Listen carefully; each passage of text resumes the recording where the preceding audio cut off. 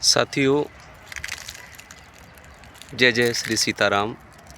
ये जो आप सामने मूर्ति देख रहे हैं, आप देखते ही पहचान गए होंगे कि ये श्री श्री प्रभु श्री संत रैदास जी हैं। और ये जो दिव्य धरा हम आपको दिखा रहे हैं, ये जो पावन दिव्य स्थल आपको आज देखने का अवसर मिल रहा है, ये हम भी बड़े भाग्यशाली हैं कि ये हम माध्यम बन पा रहे हैं आप लोगों तक इस पावन धरा का दर्शन कराने के लिए, इस स्थान का दर्शन कराने के लिए। साथियों, हम आपको बता दें कि ये पवित्र जगह प्रभु श्री रैदास जी की तपोभूमि रही है। बताया जाता है, जानकारी करने पर हमने जब जानकारी की तो यहाँ पे एक दिव्य महात्मा रहते हैं। उन्होंने हमें बताया कि यहाँ पे अनेक वर्षों तक प्रभु श्री संत रैदास जी ने तपस्या की थी और ये उनकी तपोस्थली रही है और ये उनकी समाधि स्थल है। हम आपसे अनुरोध करेंगे, आप सभी भी नमन करें इस दिव्य मूर्ति को, जिन्होंने धर्म अध्यात्म के क्षेत्र में लोगों को ज्ञान, मार्गदर्शन, प्रेम, भाईचारा सब कुछ सिखाया। और उसी के लिए संत रैदास जी, भगवान रैदास जी जाने जाते हैं। ये उनकी समाधि स्थली है और आप भी दर्शन करें, नमन करें, आशीर्वाद लें। इसके साथ ही साथ हम आपको एक और दिव्य दर्शन कराने जा रहे हैं इसी धरा पे और इसी पावन भूमि पे, जो हम आपको बता रहे हैं कि ये श्री संत भगवान रैदास जी की तपोस्थली है और ये समाधि स्थल आप दर्शन कर पा रहे हैं जो आप देख रहे हैं। और साथ में हम आपको एक झोंपड़ी दिखाने जा रहे हैं और एक ऐसे दिव्य संत दिखाने जा रहे हैं जिन्होंने अपना सारा जीवन ईश्वर की तपस्या में, भगवान संत रैदास जी की तपस्या में लगा रखा है। और इसी पावन धरती पर, इसी पावन धरा पर जहाँ पर संत भगवान श्री रैदास जी ने तपस्या की थी, वो भी यहीं रह के तप करते हैं और कठोर तप करते हैं। एकदम सब कुछ त्याग करके बिल्कुल निर्वस्त्र जीवन वो जीते हैं। ये जो आप देख रहे हैं ये झोंपड़ी, ये उन्हीं संत भगवान की झोंपड़ी है और ये चारों तरफ जंगल है। आप देख रहे होंगे दूर दूर तक जंगल ही जंगल है। बंदर देखने को मिलेंगे आपको, या फिर जंगलों के ये वृक्ष या वीरानापन ये देखने को मिलेगा।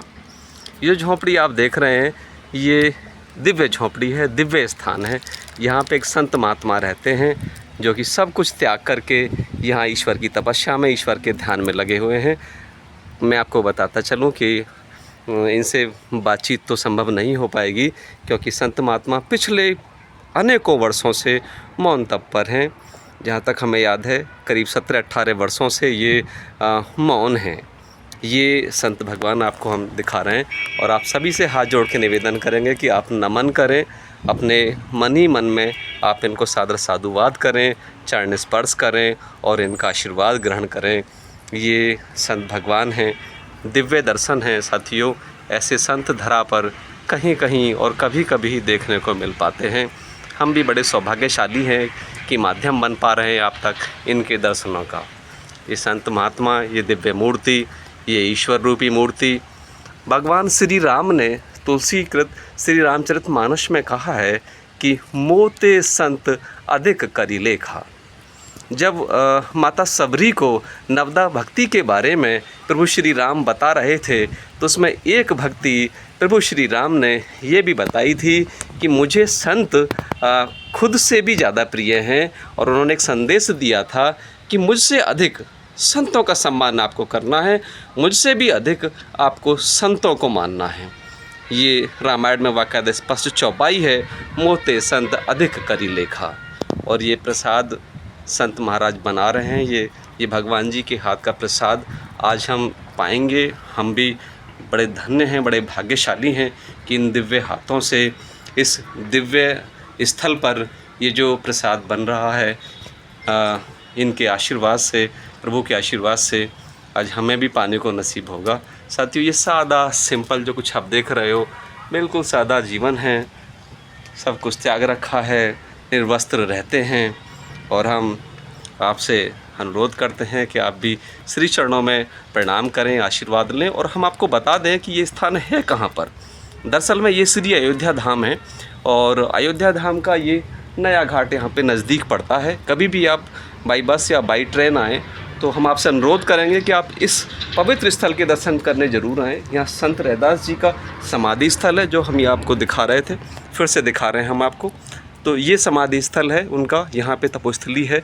तो कभी भी आप यहाँ अयोध्या जी दर्शन करने आए, प्रभु श्री राम के दर्शन करने आए, तो यहाँ भी अवश्य दर्शन करके जाएं और संत भगवान जी के भी अवश्य दर्शन करके जाएं।